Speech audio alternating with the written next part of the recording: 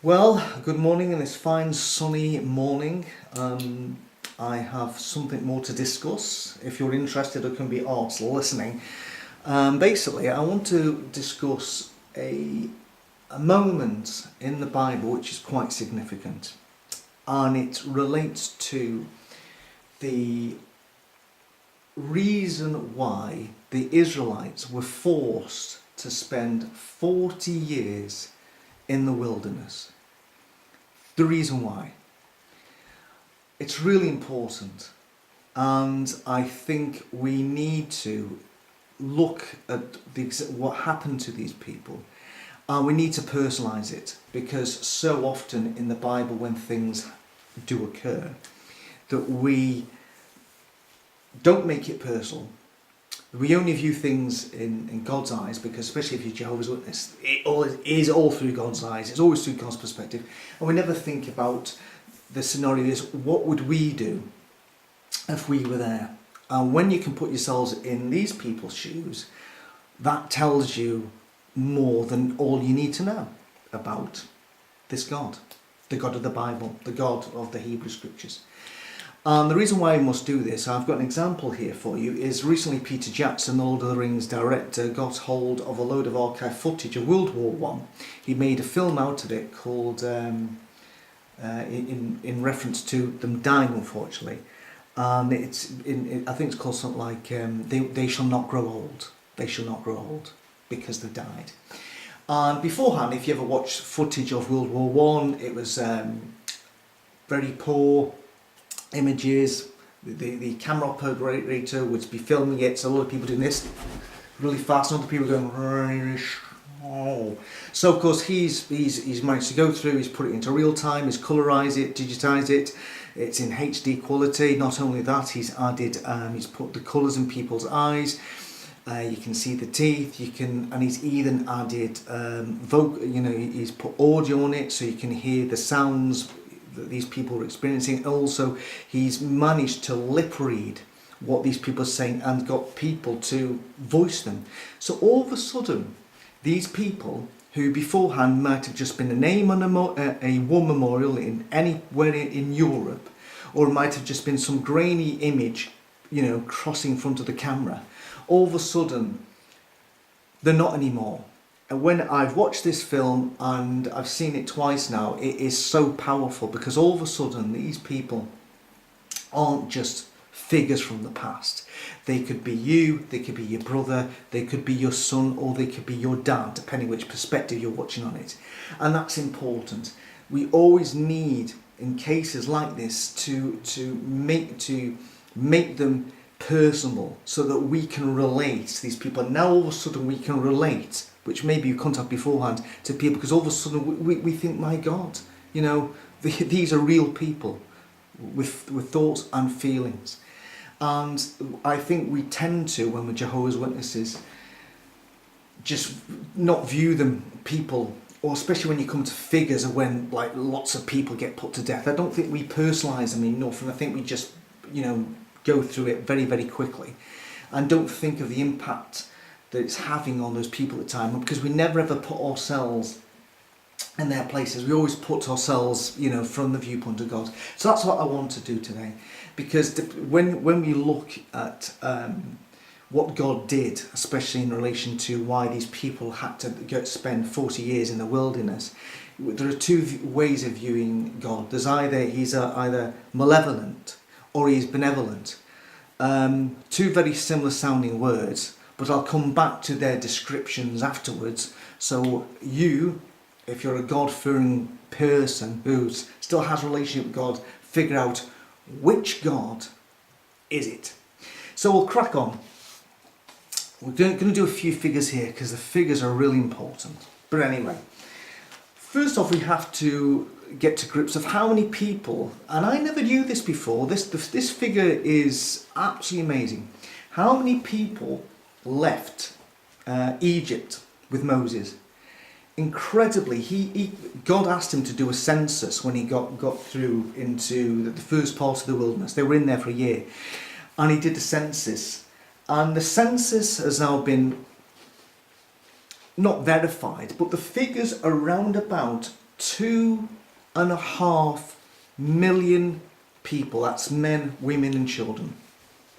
2.5 million men, women and children are with Moses in the wilderness on their way to the promised land, which takes them about a year to get there, apparently. So we have to bear this figure in mind.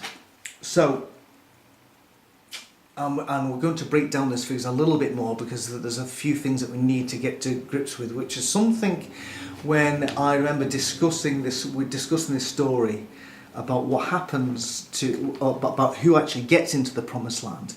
There's something that, I just thought, oh no, that's a bit odd. And now I've done the figures. And when you look at the figures, oh my, it's obvious which side, if it's malevolent or benevolent, which God, which version of God is in this story when you look at the figures. So we will crack on with Numbers chapter 13. I think we're straight into verse 1. I'm going to skip through a lot because a lot of it is repetitive or doesn't apply to what I'm discussing. But anyway, again, this is printed. I don't have a Bible, so this is some standard version. Who knows which version of the Bible it is, but they're all very, very similar. I've checked a couple to make sure that none of them are speaking out of turn at all. So the Lord said to Moses, send some men to explore the land of Canaan, which I am giving to the Israelites. From each ancestral tribe, send one of its leaders. So apparently 12 tribes at this point, and so 12 guys are going out at the moment. But basically, in a nutshell, 12 spies are going in to the promised land, the land of Canaan, and more, for various different reasons. And Moses names them all. And the two famous names are, of course, Joshua and Caleb. So, when Moses sent to explore Canaan, he said, go up through the Negev and on into the hill country. See what the land is like, and whether the people who live there are strong or weak, few or many. What kind of land do they live in? Is it good or bad? What kind of towns do they live in? Are they unwalled or fortified? How is the soil? Is it fertile or pure? Are there trees in it or not? Do your best to bring back some of the fruit of the land. It was the season for the first ripe grapes. Well, that's an interesting footnote. Now, first and foremost is these guys have been travelling for a year. And they've not, I think they're still just eating the manna at this point. I think they're just eating all, maybe they're not. I'm lost in the whole thing. Are they eating manna at this point? I don't know. I think a few thousand people have already died. Anyway, let's put it that way. I think maybe that figure might have reduced a little bit. But let's just keep the 2.5 million while we're at it. So the funny thing is, right, if you have been travelling, if you've been travelling for a long while, and next thing is you've been promised by God that you're going to inherit this land, it's flowing from milk and honey. Why does Moses stop? There's 2.5 million of them. God's on their side. He's already parted the Red Sea. So why does Moses need to send in the spies for a kick-off? He should have. And this is what I don't understand. Why didn't he just go straight into the land of Canaan and the surrounding areas, into this promised land and flow with milk and honey, and just go in and just say, right, okay, God's with us. There's a pillar that appears, the cloud, day and night.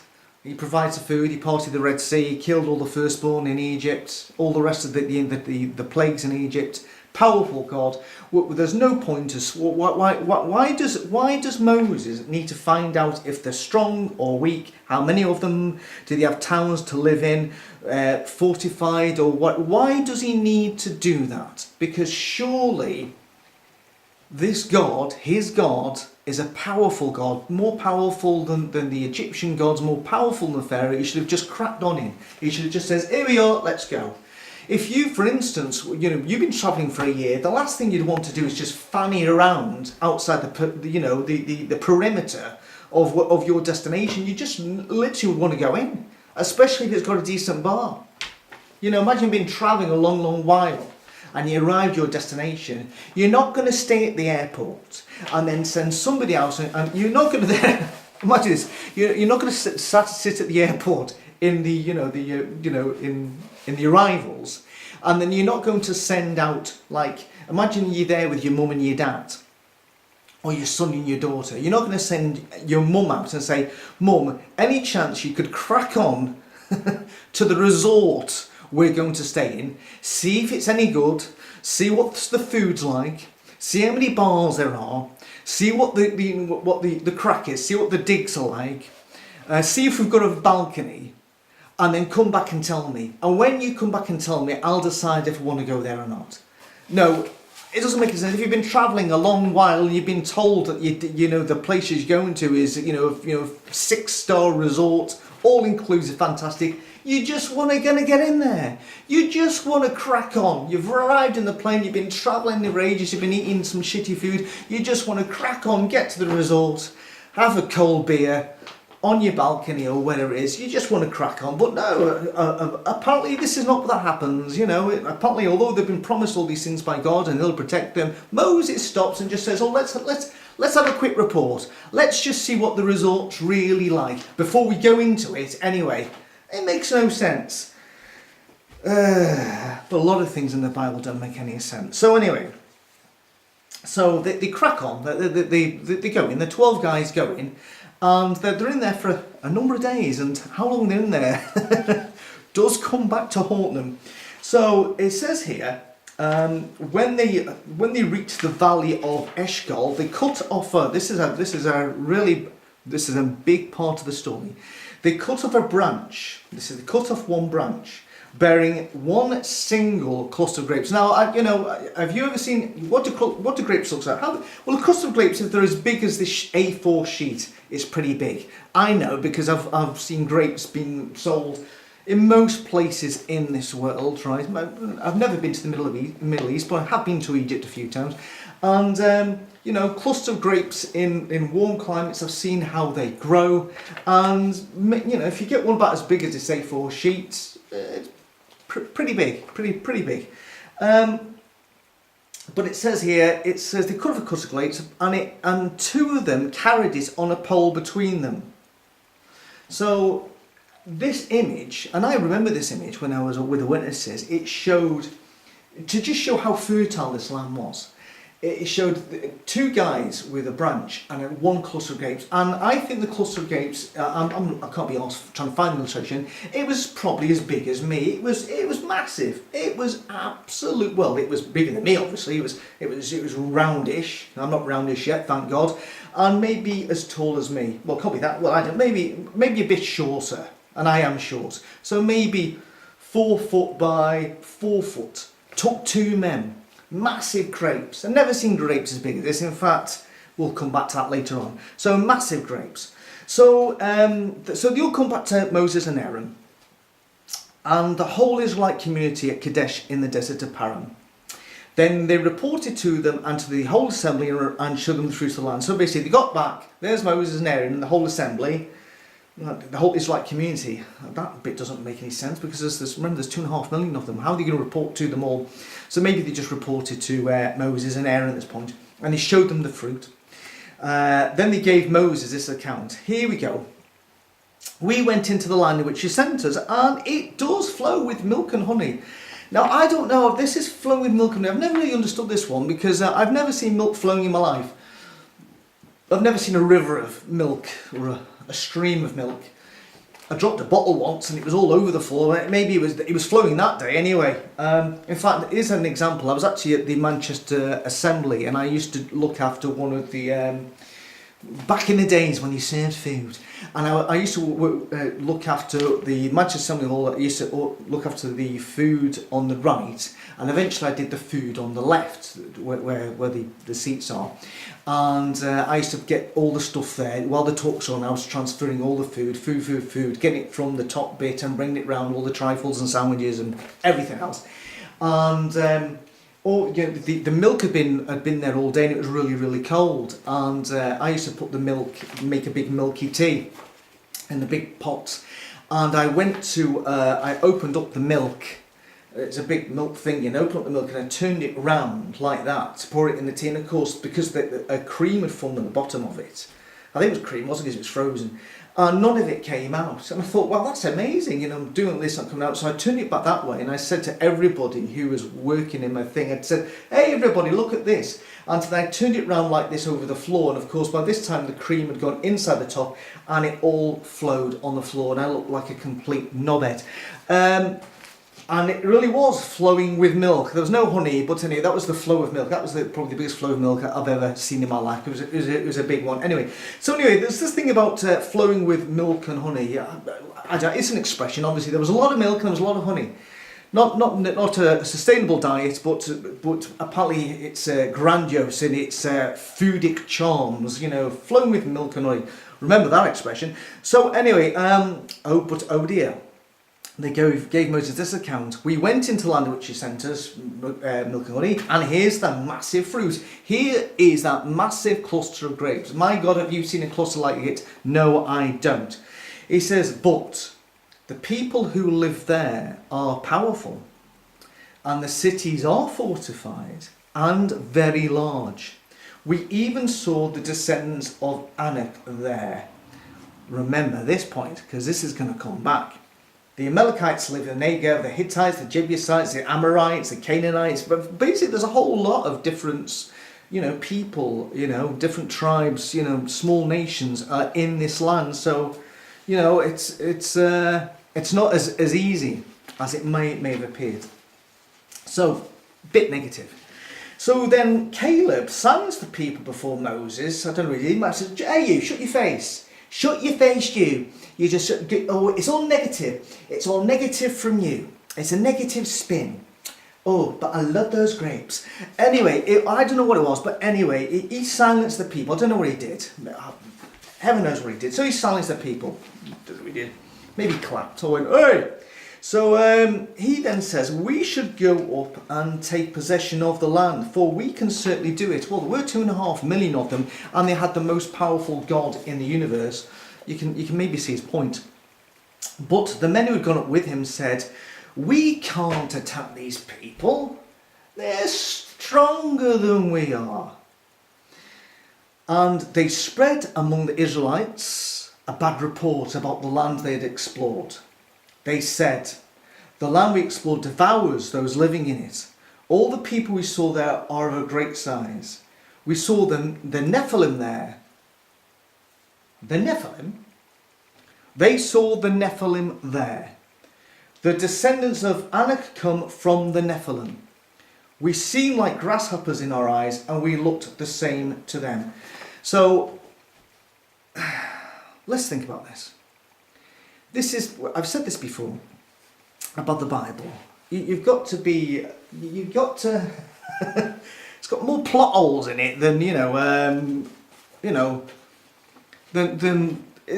than Star Wars. Do you remember in Star Wars, for instance, Star Wars episode, which one is 4, 5? Remember in Star Wars episode 6, when it's the big revelation, not about I'm your father, Luke, but it's the big revelation where Luke finds out that Leia is his sister. It's a big revelation, and he's outside where those wee furry guys live, the Ewoks, look like pandas who managed to traverse. Anyway, let's not do the flood story again. So remember the Ewoks. And the next thing is, of course, that he's out there, and of course Han Solo's thinking, oh, what's going on? What's going on here? That this Luke guy's trying to muscle in my bird. But it's not. Luke says to Leia, oh, by the way, do you remember our mother? And she goes, oh yes, I do. She was all, well, not, do you remember your mother? What do you remember about your mother? Oh, why, she was very, very sad. Now, when they started to do the new Star Wars films, all of a sudden this key line, which, I'm sure George must have remembered writing it and filming it. Then when it came to doing the new Star Wars films, you get this really odd bit when in Star Wars Episode 3, which was the last film that Lucas did before it all went tits up. All of a sudden, Leia's mum's there, and she's got just about enough breath to name Luke and Leia, and then she drops down dead. So all of a sudden, there's this big, massive plot hole, which doesn't make sense. How in the world was Leia able to remember her mum being sad when she was like literally 5 minutes old when her mum died? Sorry, George, but that is a massive, great big plot hole. And so we get to this big plot hole because the Nephilim, for these guys to come back and say the Nephilim were there, these guys called these guys here, the Anakim, come from the Nephilim, or the descended from the Nephilim. I think the previous scripture said the descendants of Anak live there. It can't be the case, because whoever was writing this, whoever wrote this, forgot that all the Nephilim were destroyed in the flood. And everybody at that point on the earth descended from Noah's 3 sons. Unless the Nephilim were in the ark. But I've got a wee feeling that when those big chaps tried to get into the ark, that maybe the door was too small. And Noah said, look, your head is too massive to get through this door. We struggle with the elephant and the giraffe had to lower his neck, but you're not coming in here. You've got no chance. You're too massive. You eat too much food. And we've got to survive in this boat for, you know, an awful long time. And you'll eat us out of house and home. You know, I just don't see it. So how, in God's sake, are the Nephilim being referenced yet again here? They couldn't be the descendants of the Nephilim. They're already dead. They died in the flood. So, sorry, whoever wrote this, you know, if you're going to write a story, make sure, unlike Luke, make sure your backstory makes sense, you know, just keep the theme running, keep it nice and accurate. But no, apparently, you know, Nephilim are alive and kicking here. And of course, the proof of big blokes living in here. In fact, Joshua and Caleb at this point never come round and never said, oh, you're talking absolute bollocks. They were the same size as me. They were the same, weren't they, Josh? Weren't they the same size of us? They weren't big at all then. They weren't big chaps at all. We'll take them. I'll take them. You know, what a lot of nonsense. But why didn't Joshua and Caleb at this point say, actually, you're talking absolute bollocks, we can take them easy, they weren't tall, and we didn't appear as grasshoppers. So, clearly, you know, these giants apparently did exist at this point. In fact, there's this point is, you know, of, was Goliath one of them? Heaven knows it. And more importantly, where's the bones? Where's the archaeological records to show that these guys existed? Never been seen. Never been found. Ah dear, yet another example of archaeology not proving the Bible. So anyway, that's what happened. So basically got a bad report, okay. So somehow this bad report managed to get transferred through 2.5 million people in a matter of maybe minutes. Now I don't know about you, but I've been to a football stadium where there's about 77,000, right? And all of a sudden you get the PA announcer goes, I'd just like to say that the travelling reporters that the bus after the game will be leaving from car park D. Car park D, the travelling supporters. Now, during that announcement, I have been in the travelling support at football stadiums, and you're saying to your mate, what did he just say? I don't know, did he say E or D? I can't tell. And this is a guy in a football stadium who's speaking with the PA. He's making a public announcement with speakers all the way dotted around the stadium. Yet somehow 2.5 million people got to find out the bad reports from the 10 spies that there were these massive guys and grapes that as big as a fat bloke. You know, how did that happen? How did the 2.5 million people get to hear this and subsequently start to murmur and feel despondent? How was that passed on? You know, we've all done Chinese whispers. You know, it probably started out was, in the land of Canaan, there are hobbits.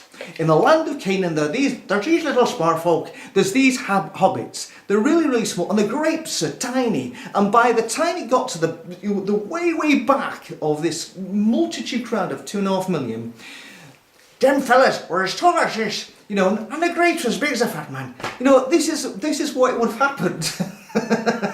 So no wonder they were a little bit afraid. Or maybe, as the spies who went to the ground came down with this massive great big branch and these huge grapes, they thought, oh my God, those grapes are absolutely massive. I'd hate to see the guy's vineyard that they were taking from them. If those grapes are those big, what's the size of the guy who grew them?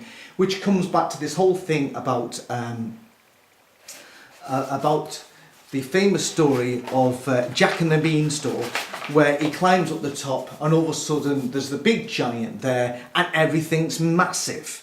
So big grapes, big blokes. You can understand why maybe the people here were in terror, especially as the 10 spies had come back and said, yes, they are like the Nephilim, the massive big blokes, and Joshua and Caleb never said you're talking absolute bollocks. The little folk, in fact, they're smaller than us. So anyway, we need to go on to this important bit, how the people rebel. So we're cracking on to Numbers chapter 14. Must be careful with the time here. So that night, all the members of the community raised their voices and wept aloud. All the Israelites grumbled against Moses and Aaron, and the whole assembly said to them, fucking hell, the whole assembly, I hope it wasn't the whole assembly, 2.5 million, because that would mean some hell of a noise. If only we had died in Egypt, or in this wilderness. Why is the Lord bringing us to this land only to let us fall by the sword? Our wives and children will be taken as plunder. Wouldn't it be better to go back to Egypt? And they said to each other, we should choose a leader and go back to Egypt.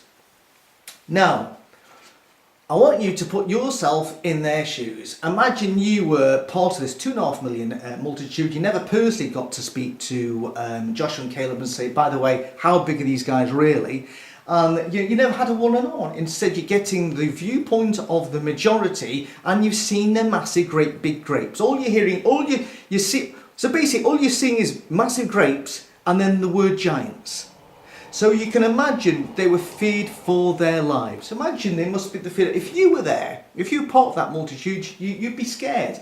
A lot of us, there's people have an irrational fear of flying, or of eating Indian or Chinese food, or of putting their bums on a toilet seat. It's a rational fear, but this is something genuine. These obviously people have left Egypt, where they're obviously still living, but under servitude, spent a year in the wilderness, which wasn't very nice, and now they're about to end up at a land which is full of massive grapes and massive people with fortified cities. You can understand why they may be scared, because the reason why they're scared is because, after all, they're only humans. There's a song, we're only human after all. They're scared. And if you or I were in that great multitude, I'm sure that we would have the same reaction, because we weren't able to personally, 2.5 million people, to go to Joshua and Caleb and say to them, we're in this bad news here. Have you got anything good to tell us? What's your opinion? Because the majority say this is a bad move.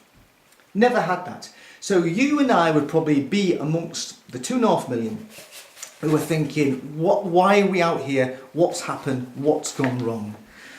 Because we're only human, and being scared is a natural part of our makeup. So they go on. So then Moses and Aaron fell face down in front of the whole Israelite assembly gathered. So they fell down. Now, if they fell down there, if you're 10 folk back, you're probably thinking, where have they gone?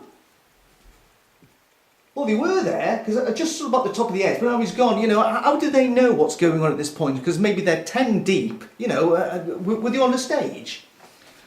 It doesn't make any sense. So anyway, it says, it says, fell down from the whole, and then Joshua, son of Nun, and Caleb, son of Jephunneh, who were among those who had explored the land, tore their clothes, and said to the entire Israelite assembly, my God, the PA must have been, it must have been bigger than the one they had at Woodstock. It must have been the Isle of Wight festival. This PA system, which they must have had, must have been absolutely massive for the entire assembled Israelite assembly to hear what they're about to say. They say, testing, 1 2 1 2, can everybody hear me at the back? Yeah, okay, we're good to go. Please get these words right. So there he goes. The land we passed through and explored is exceedingly good. If the Lord is pleased with us, he will lead us into that land, a land flowing with milk and honey, and will give it to us. Only do not rebel against the Lord, and do not be afraid of the people of the land, because we will devour them. Ooh. Their protection is gone, but the Lord is with us. Do not be afraid of them. But obviously, this one guy. Imagine at the back, you probably say, "Well, what did he say there? What did he say? I never heard it. What did he say that they're going to do? They're going to devour us." He actually said to them, "We will devour them." But of course, if you're at the back, you're probably, "They're going to devour us." Oh my God! Oh my God! They're going to devour us. Oh, come on. There's no PA. How in God's name can anybody really hear what's going on? Goodness sake, even if you have one of those bloody megaphones, you can't hear what's going on. What a lot of bollocks. So anyway, the whole assembly talked about stoning them. The whole assembly, stone them. How does the whole assembly even come to that decision anyway? And then, this is interesting, then the glory of the Lord appeared at the tent of meeting to all the Israelites. So at this point, somehow where this tent of meeting is, the glory of God appeared to all the Israelites. What? And then the Lord said to Moses, also is God speaking to Moses yet again, God speaking to Moses, as you do. How long will this people treat me with contempt? How long will they refuse to believe in me, in spite of all the signs I perform for them?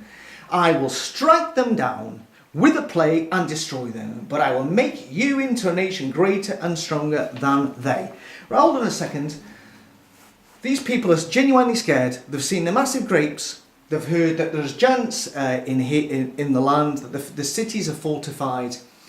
And they are genuinely concerned. They can't hear what Joseph and Caleb are trying to say because, unfortunately, one of the microphones wasn't working. So they never really picked off when he says that we will devour them. They probably heard that they're going to devour us.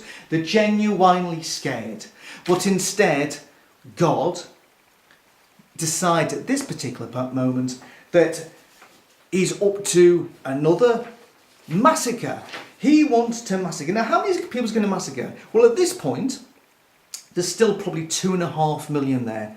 The only people he wants to save is, he says, I will strike them down with the plague and destroy them, but I will make you into a nation greater and stronger than they are. So in other words, he's going to keep Moses alive, maybe Moses' wife and any other wives that he wanted, and everybody else is going to die.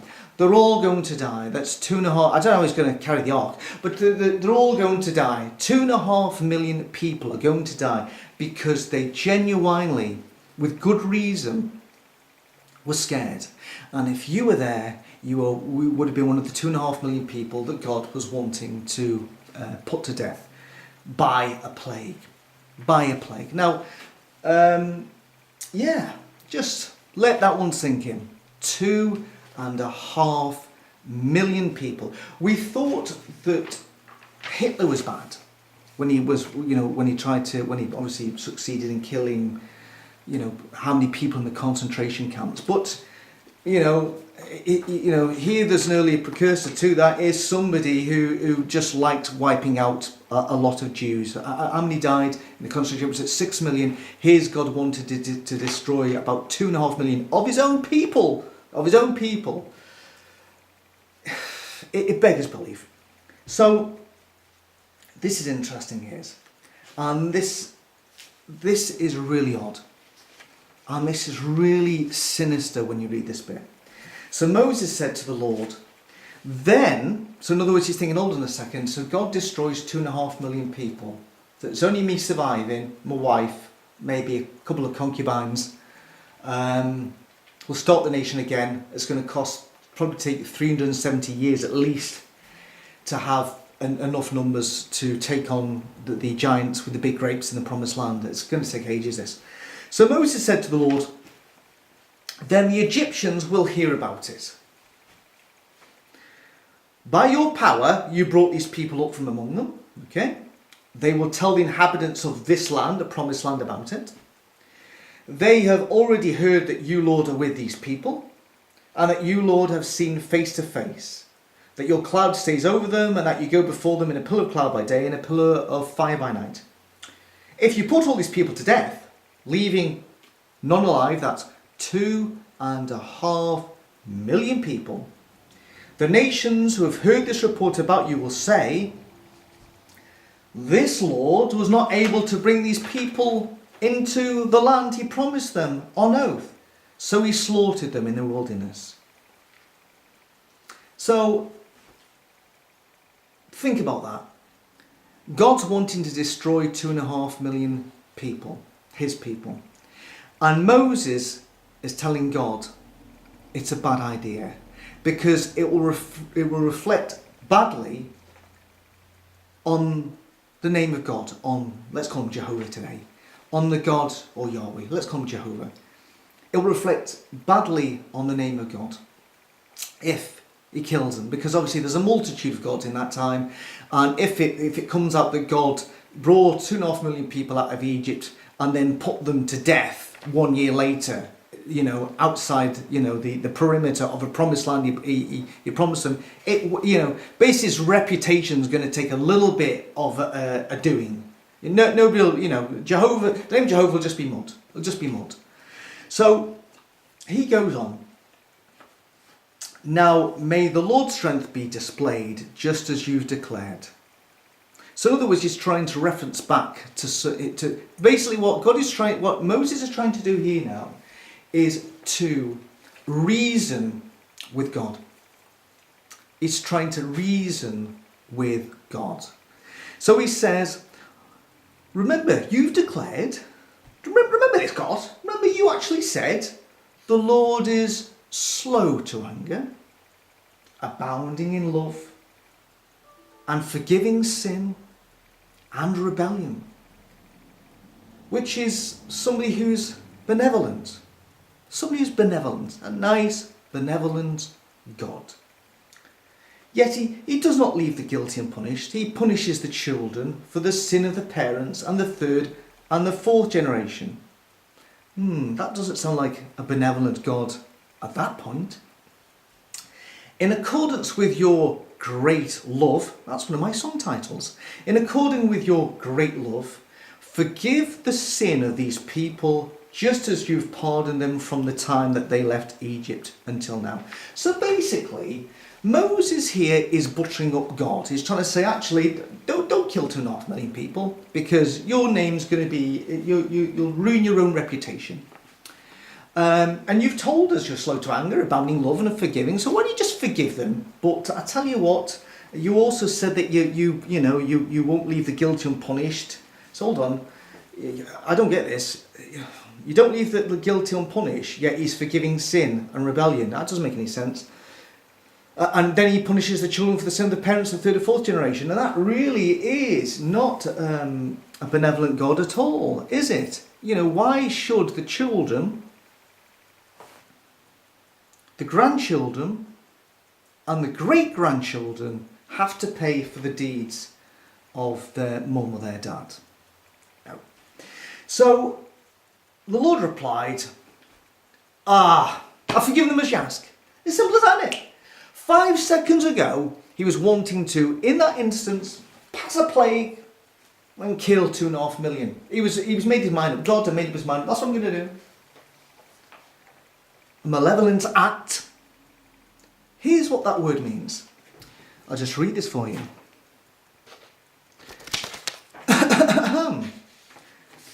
Having or showing a wish to do evil to others. This is malevolent.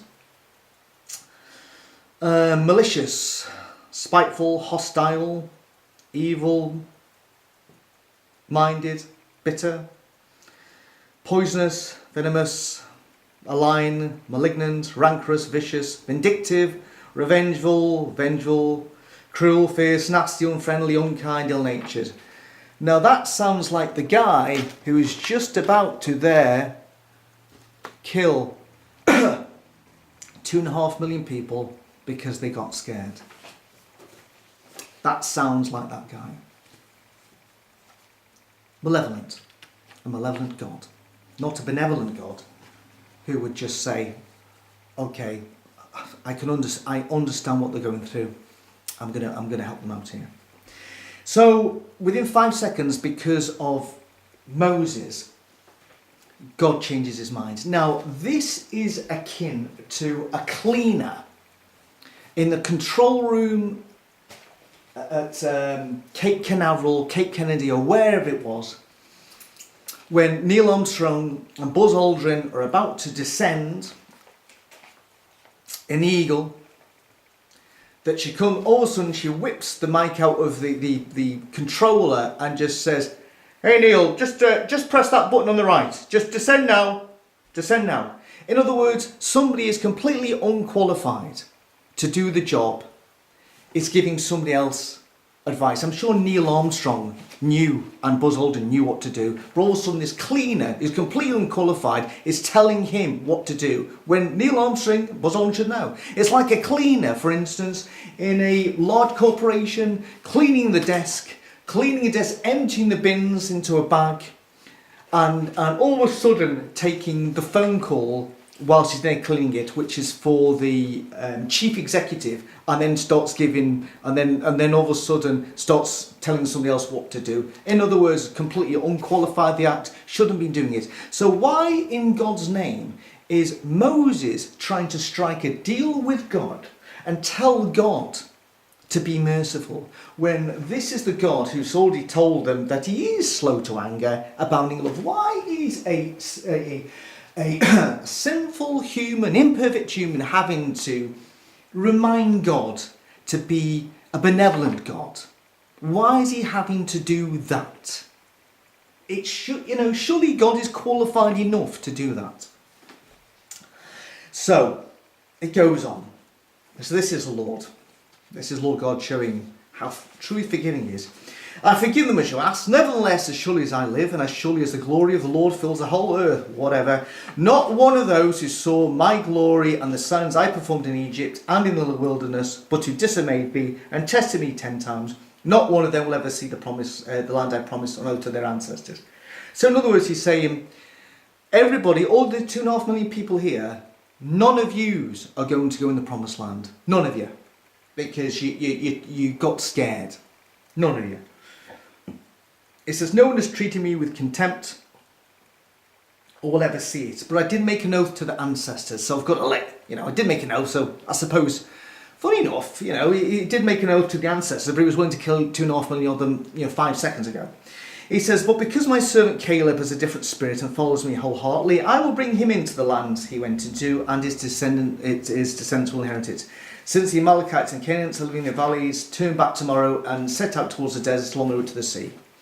Then the Lord said to Moses and Aaron, "How long will this wicked community grumble against me? I have heard the complaint of these grumbling Israelites. So tell them, as surely as I live, declares the Lord, I will do to you the very thing I heard you say. In this wilderness your bodies will fall. Every one of you 20 years or more who was counted in the census and who has grumbled against me. Not one of you will enter the land I swore with uplifted hand to make your home, except Caleb and Joshua. As for your children that you said will be taken as plunder, I will bring them into it to enjoy the land you have rejected. But as for you, your bodies will fall into this wilderness. Your shepherd will be shepherding for 40 years, suffering for your unfaithfulness, until the last of your bodies lies in the wilderness. For 40 years, 1 year for each of the 40 days you explored the land." Well, thank God they never spent 2 months spying out the promised land. Otherwise, they could have spent 60 years in the wilderness. Imagine if it was a 3 months expedition. 90 years in the wilderness. What a loving God. So, basically, that's it. That's it. So, that's what's happened. That's the reason why the Israelites had to spend 40 years in the wilderness, because they spent 40 days checking out the promised land, when first and foremost they should have just gone in. Moses shouldn't have got them in, because if Moses just led them in anyway, we wouldn't have these reports back. Now, let's just think about that.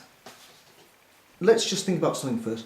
Round about these times, I just want to give these dates to you. Miriam lived to 126, Joshua 110, Moses 120, a false death, because of course we know God put him to death. Aaron 123. So in other words, back in those days, the people lived incredibly longer. So if we think about every generation is about 20 years, we have to factor in 6 different generations. 1 to 20, 20 to 40, 40 to 60, 80 to 100, 100 to 120. It's like into 6. So if we divide the 2.5 million by 6, we end up with how many were in those brackets of 20 years, okay? So we know that, unfortunately, because of being in 40 years, if you were aged 80 onwards, which was 80 to 100, 100 to 120, that's 2 of those 6, you unfortunately would die of old age anyway. But if you were aged between 20 and 70, so if you were 20, they got into the promised land 40 years later, which means you would be 60. But you never got into the promised land. If you were 70, you'd be 110. You'd still be living according to those figures. If you were 60, as you got to the promised land, you would be middle-aged according to the length that people living back in those days. So think about that. None of the people who were 20 to 70 got into the promised land. And that works out to round about 1 million people. Which means that God would have had to, during those 40 years, extinguish the life of 1 million Israelites before the end of their natural life. 1 million of them. Think about that. 1 million. If you were 20, promised lands, 40 years later, you're 60, you never got into the promised land because God's already said you won't get in it. So 1 million people must have been, we don't know how this happened, because it's not in the Bible, it misses out those specifics. 1 million people, God must have died somehow. 1 million. 1 million people. He was going to kill 2.5 million, like that, but instead he kills 1 million, in some way that their lives never reach 70, 80, 100, 110, 120. He managed to kill them before, just as they reach age of 60. We don't know how, it's not recorded, they just died. And sorry, what sort of God is this? Is it malevolent or benevolent? You make your mind up. Benevolent is somebody who's like this. I'll just read this to you. Well-meaning and kindly. Kindly, kind-hearted, warm-hearted, tender-hearted, big-hearted, good-natured, good, gracious, tolerant, benign, compassionate, caring, sympathetic, considerate, thoughtful, well-meaning, obliging, accommodating, helpful, decent, neighbourly, public-spirited, charitable, altruistic, humane, humanitarian, philanthropic, generous, magnanimous, unselfish, ungrudging, unstinting, open-handed, free-handed, free, liberal, lavish, bountiful, beneficial. You tell me, was God like that to the Jews? That he wanted to kill 2.5 million? Was God like that he punished them for 40 years wandering and intentionally ended the lives of 1 million so that they'd never reached over 100 or 120, 1 million people? And yet, this is the God, as I've said time and time again, that people leave Jehovah's Witnesses still respect. You still have respect. Don't know why. You still have respect for this guy. I don't get it. The more I read about the Bible now, the more that it makes me wonder how in the world he gets the respect that he does. One man, Moses, had to stop him from slaughtering 2.5 million people on the spot because he thought it was going to tarnish his name. One man had to try and say, God, but you're a kind God. You're a nice God. You're a benevolent God. Come on. A sinful man is having to reason with this God of love. Moses shouldn't have had to reason with God to bring out his good qualities, because God's good qualities should have been in abundance at that point. He should have realised that these people saw these massive grapes, heard these stories of these giants, and literally were shit scared. All the flipping Chinese whistles going through, they were shit scared. No wonder. If you were there, you'd have been shit scared too. Only 2 people weren't shit scared, because they were the 2 who came back, so the majority. So in other words, who are you going to believe? You're going to believe who are you going to believe? Honestly. And yet you people, a lot of people leave the witnesses and still think, you know, that you should worship God. Sorry, that tells me more than anything else when I look at things like that, you know what, that's not a God I want to worship at all. And this is not the first time that Moses had to stop God massacring Israelites. It happens again.